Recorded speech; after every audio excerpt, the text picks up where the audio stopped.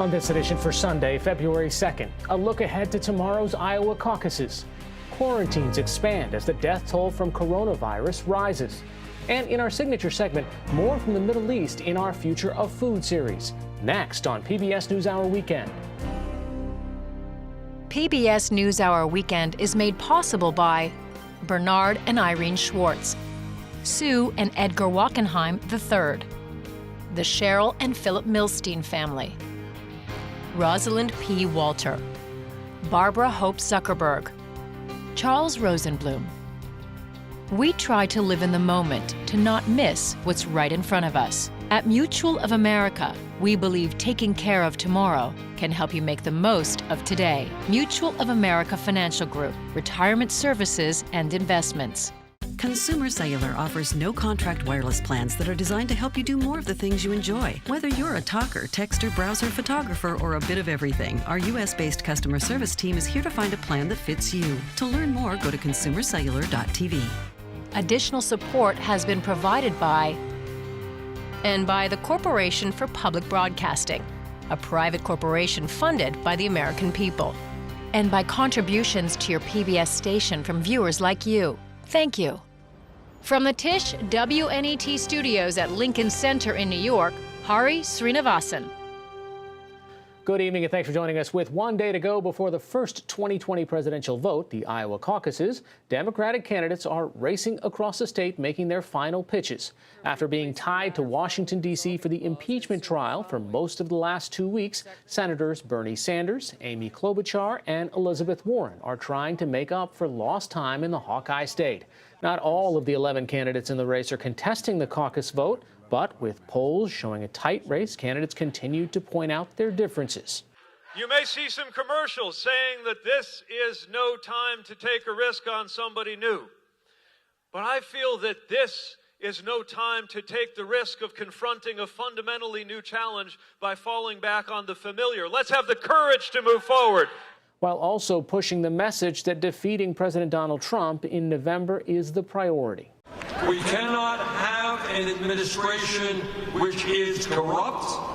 We cannot have an administration which thinks they are above the rule of law. Last night, a highly anticipated poll in Iowa was scrapped after concerns were raised that it was improperly administered. In at least one instance, a candidate's name was omitted as voters were asked their preference, according to the Des Moines Register, which co-sponsors the poll with CNN.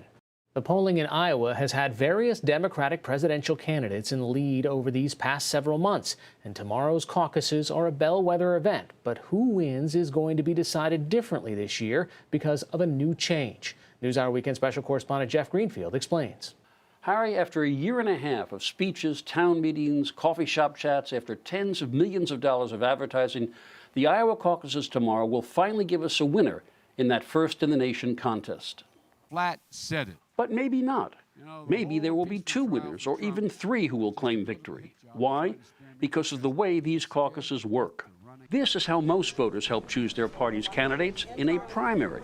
You vote when it's convenient. Polls are usually open 12 hours a day. You cast your ballot, a secret ballot, of course. You leave. But not in Iowa. This first-in-the-nation state holds caucuses in some 1,681 precincts, and the rules are unique and complex. First, you have to show up at a given time, 7 p.m. Central Time usually, and make your selection openly.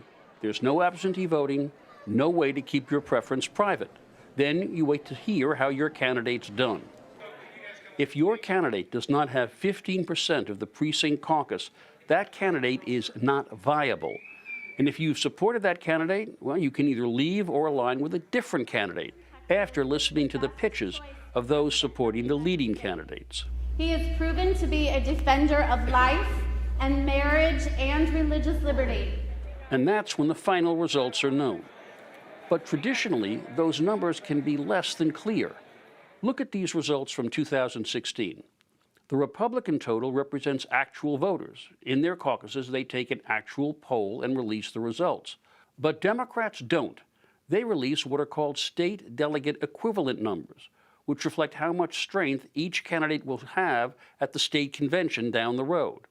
No one actually knows whether more caucus participants actually voted for Clinton or Sanders back in 2016. Why? Because no matter how many voters show up in a caucus, there are only so many delegates to be awarded.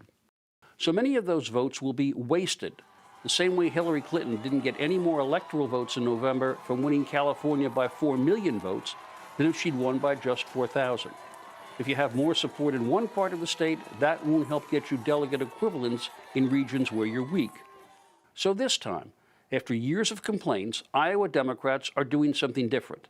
They will release the actual preferences of participants as they enter the caucuses. Next, they will count the actual preferences of caucus goers after the realignment. And then they will calculate those delegate equivalent numbers.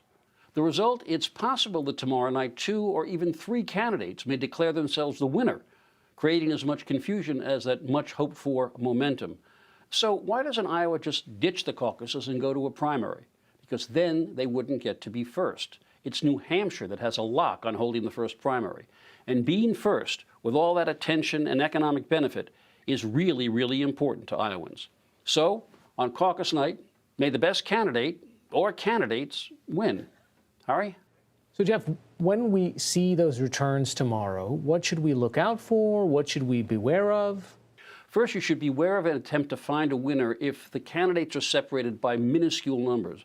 Both in 2012 in the Republican caucus and last time in the Democratic caucus, the numbers were insignificant. But there's something about the media that compels it to find a winner with all of that implies. And so if a couple of points are separating 2 or 3 or 4 candidates, let's see if somebody just has the wit to just say, you know what, this was a tie. The other thing I would suggest is the one thing Iowa has a habit of doing is knocking out long shots that don't perform. So I think if you're Pete Buttigieg or an Amy Klobuchar supporter, you really want to see whether they do well enough to stay in for the next contests. What should we take from the idea that, look, candidates know Iowa is important. Candidates know New Hampshire is important. They get there months, if not years in advance, try to lay the groundwork. They don't pay nearly as much attention to the rest of the country. So how representative is Iowa and New Hampshire? Well, they're clearly demographically not representative. And the fact is sometimes you can lose Iowa and or New Hampshire and still win the nomination. I mean, the impact of these states can be overstated. And in fact, Mike Bloomberg is staking several $100 million on the proposition that he can skip these early contests and compete in the bigger electoral and populous states later on down the road. I like to say that when you're looking at the impact of Iowa and New Hampshire, it's like the last line from Little Big Man when Chief Dan George waits for the magic to take him up to heaven and lies there. And finally he says, you know, sometimes the magic works and sometimes it doesn't.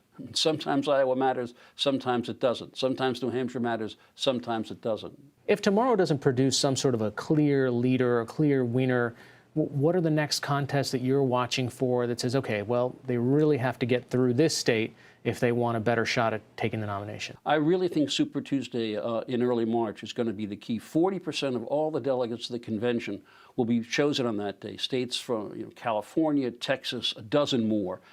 That's when we're going to find out if the Bloomberg strategy pays off. That's when we're going to see if one of these candidates in much more representative, populous, battleground states matters. All right, Jeff Greenfield joining us from California. Thanks so much. Thank you. The deadly coronavirus has claimed its first victim outside of China, where the epidemic started. Officials in the Philippines announced today that a 44-year-old man from the Wuhan province of China died of the virus.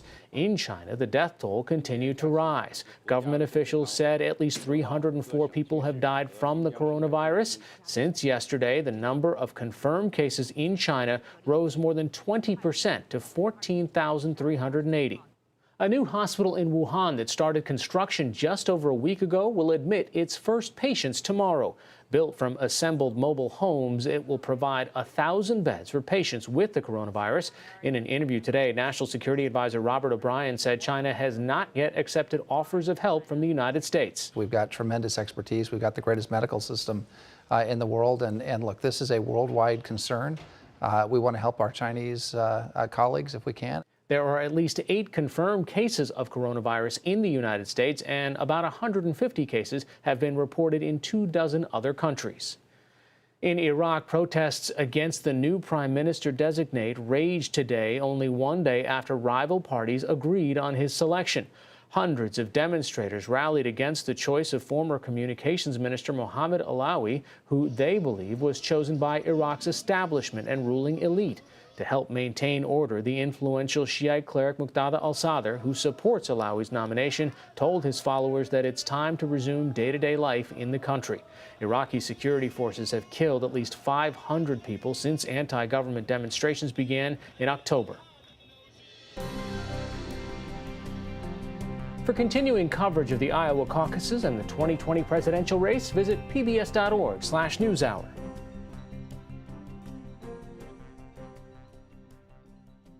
Venezuelan opposition leader Juan Guaido appeared at a rally in Miami yesterday at the end of a weeks-long international speaking tour. Guaido told supporters democracy will return to Venezuela and that he will replace socialist President Nicolas Maduro. In every place where there is a Venezuelan, there is a flame of hope. The U.S. and many other countries backed Guaido after he disputed election results last year and proclaimed himself president.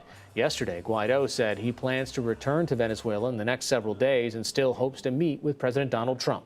For more on the situation in Venezuela, Cynthia Arntzen, the director of the Latin America program at the Woodrow Wilson Center, joins us now from Washington, D.C. First, let's talk about Juan Guaido and his kind of world tour, meeting different leaders. What's it accomplishing for him?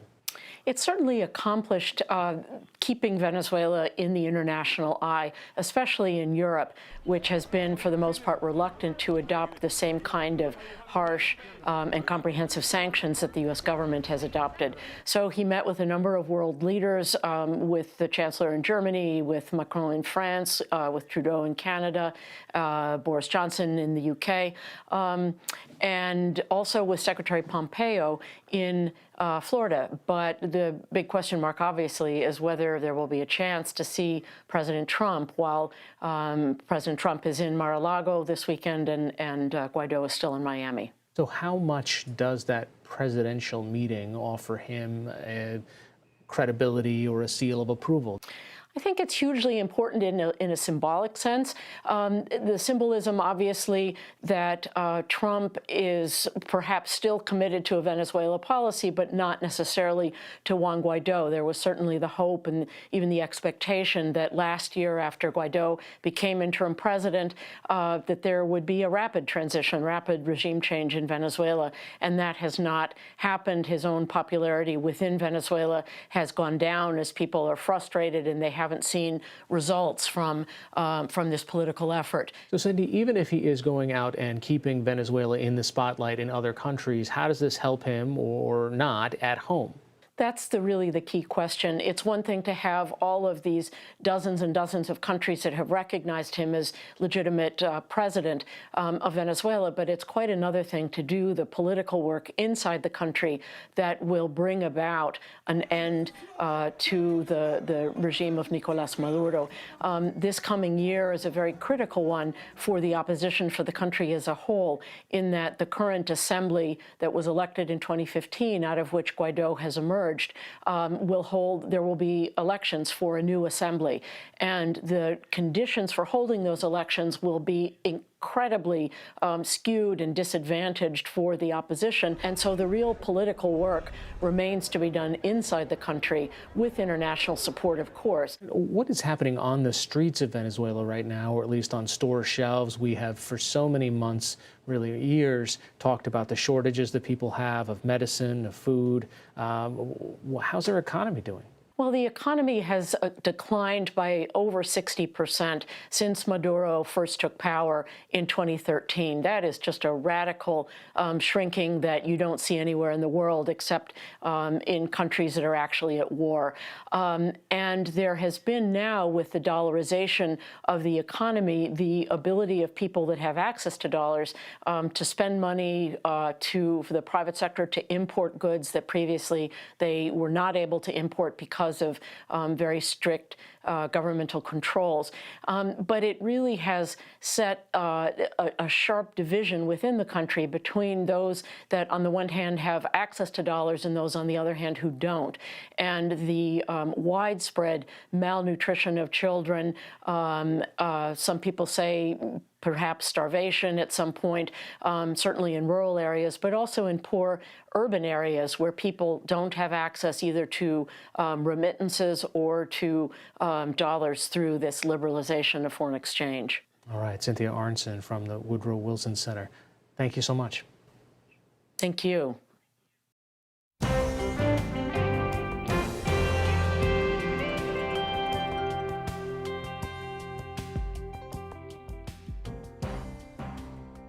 Last night, we brought you a report from Jordan about how the United Nations World Food Program is using technology and digital innovations to help properly feed Syrian refugees there.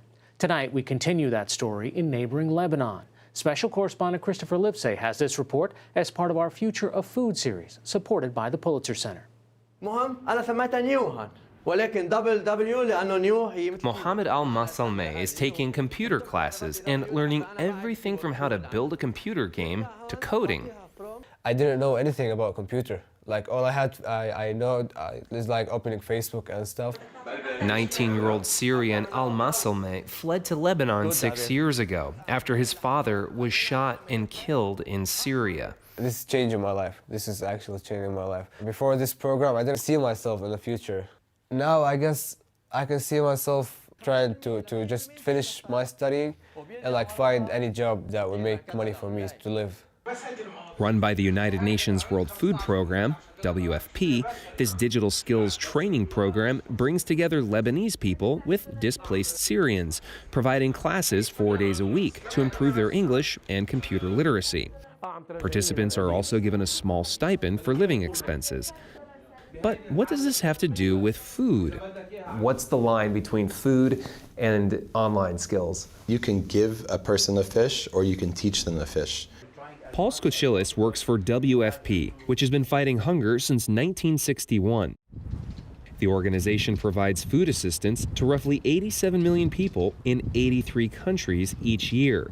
The link between learning things like digital skills, learning about computer literacy, is that then you could provide for your own family, either now or in the future, and you won't need food assistance in the future if we can build up enough resilience and there are those economic opportunities for you. And that's really the only sustainable solution in the long term. The key thing is Sustainability is at the heart of WFP's innovation goals, which aim to use technology and digital approaches to advance beyond traditional forms of providing food aid. There are 1.5 million displaced Syrians living in Lebanon, but there are no official refugee camps. They live throughout the country. Some live in urban environments, like this apartment where Al-Masalmeh lives with his mother, while others live in tents. So many have fled here that roughly 1 out of every 4 people in Lebanon is a refugee. And with the unemployment rate for the Lebanese themselves hovering around 25%, the government has made it illegal for refugees to work in most sectors. We have to come up with ideas that hasn't been thought of and that provides new solutions for both the refugees and the Lebanese. Robbie Shibli is the director of the Center for Civic Engagement at the American University of Beirut. He developed the digital skills classes with WFP. I fully believe that this program, whereby you can deliver skills, train the refugees and Lebanese on these digital skills where they can connect to employers outside the country with its very limited job opportunities, it's a great idea. The idea is that refugees can remotely tap into work abroad and make money for food without taking jobs away from Lebanese. Reem Hussein Hajjouz is a mother of 2 and lives here with her family. Until now, she had never taken English or computer classes. Do you want to use these skills here in Lebanon or somewhere else? I can use them anywhere. I feel very proud of myself now because I am learning and I am knowledgeable. But there are challenges to the program. While more than 90% of Syrian refugee households have access to a mobile phone, for some, Accessing computers is difficult. The main problem I face is that I do not have a computer at home. So if I learn something at the center and want to come home and practice it or type it up, I don't have a computer to do that. Another challenge? Running the program consistently. For now, it's on a break, but the WFP is planning to resume it in March. There's also the issue of scaling it up. So far, only 1,300 Syrian refugees in Lebanon have taken these classes. Is this really going to solve anything on a big scale? It's a start. It's not just about growth, it's about showing what works. And if this works, then we can replicate it in other countries. And remember that everyone who takes part in this has about 5 or 6 people at home. What is your favorite season? What we are learning in English and in computers is helping me to educate my children. They used to ask me, "Mom, can you help me with this question in English?" And I would say, "I don't know how to help." Now I am able to provide my children with what they need. Not everything, but the simple basic things. WFP is working on additional digital innovations with more immediate and scalable impacts, like this cell phone app called Dalili. The app helps refugees find deals on food. They can type in all of the food they need to buy, and it shows them where to go for the cheapest price. Ali Hamad uses the app before doing her monthly grocery shopping. Are you saving money? Have you noticed any difference in the amount of money you're spending on food compared to before you had the app? Yes, the aid we used to receive wasn't enough and wasn't lasting long.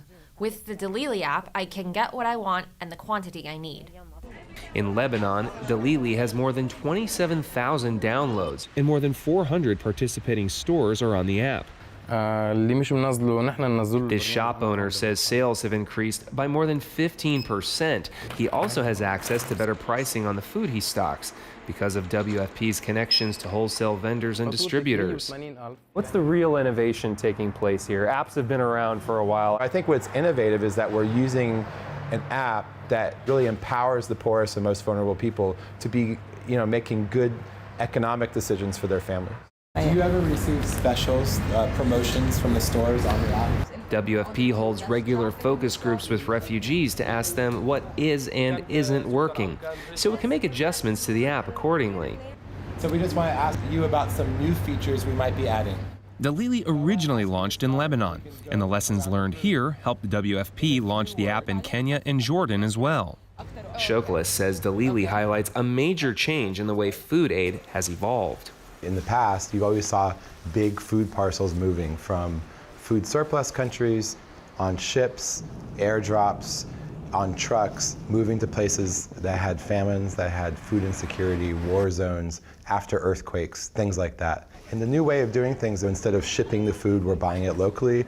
And the benefit of that is that it helps harness the power of the markets which exist in Lebanon to serve the poorest people, the vulnerable people, the refugees who are coming across the border. This is PBS NewsHour Weekend, Sunday.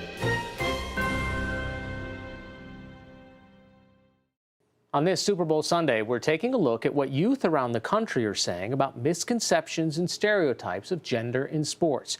It's part of the PBS NewsHour Student Reporting Lab series, No Labels Attached. There's a stereotype about female athletes because women and girls always get underestimated. Many people think that it's a man's sport, but I'm showing them it's not. I was like, oh snap, you get to hit people. Like I'm on the line, we're doing hand-to-hand combat in the trenches. I think people have stereotypes for female wrestlers that they just wrestle for attention or they're not fully committed to the sport. She's a wrestler. We treat her like everybody else. She wrestles the boys, there's no different.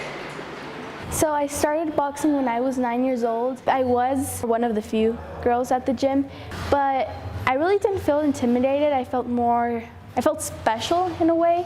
Stereotypes sometimes can be helpful as motivation to show the world what you can do and who you are. I first started cheerleading because I wanted to learn how to tumble. And I came to one of those open practices and I just fell in love with it. Once or twice, they'd probably call me gay, or they'd probably be like, oh, he's so femboy.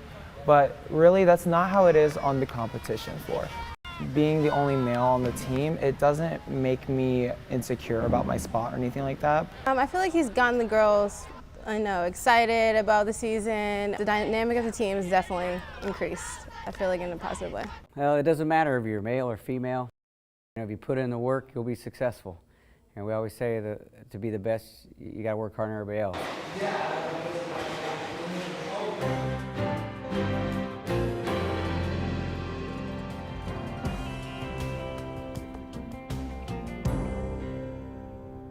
Finally tonight, it's Super Bowl Sunday, Groundhog Day, and Global Palindrome Day. Whether you write the date as day, month, year, or month, day, year, when you read it backwards, it's still 02/02/2020.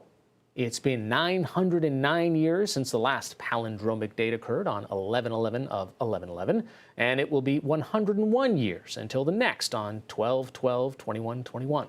Needless to say, Twitter was a festival of palindromes today, with favorite backwards and forwards words and phrases ranging from taco cat to race car to never, odd, or even.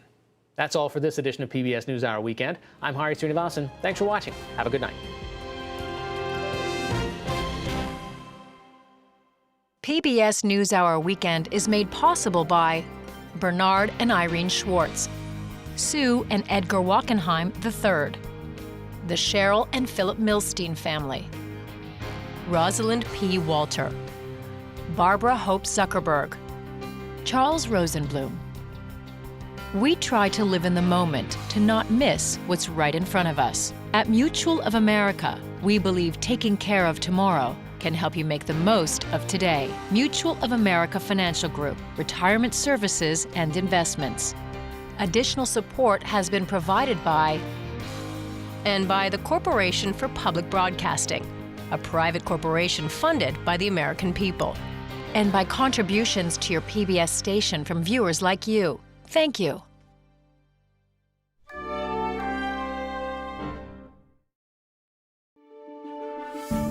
You're watching PBS.